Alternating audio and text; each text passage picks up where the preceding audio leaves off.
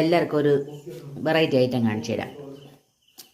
നമ്മൾ തേൻ നെല്ലിക്ക ഉണ്ടാക്കൂലേ, അതിൻ്റെ ഗ്രേവിയാണേ. അതായത് അതിൽ വേറെ ഒന്നുമില്ല, നല്ല ഹെൽത്തി ആയിട്ടുള്ള സാധനങ്ങളേ ഉള്ളൂ. നമ്മൾ കർക്കണ്ടും തേനും ഒക്കെ അല്ലേ ഇതിൽ തേൻ നെല്ലിക്കയിൽ ചേരണം. പിന്നെ ആ നെല്ലിക്കയുടെ ഗുണങ്ങളും എല്ലാം അടങ്ങിയിട്ടുള്ളതാണ്. ഇങ്ങനെ ബ്രെഡ് മേടിച്ചിട്ട് നമ്മൾ അതിൻ്റെ ഗ്രേവി എടുത്ത് ബ്രെഡിൽ തേച്ചിട്ട് അതൊന്ന് കഴിച്ചു നോക്കണേ. അടിപൊളി സാധനമാണ്.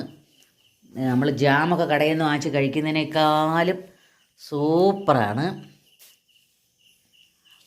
ഇതൊരുപാട് ഹെൽത്തിയുള്ള സാധനവും കൂടെ അല്ലേ.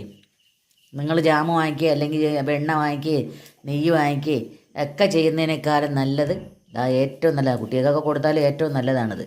നിങ്ങൾക്ക് തന്നെ സ്വന്തമായിട്ട് മനസ്സിലാക്കാമെന്നുള്ളതല്ലേ ഉള്ളത്.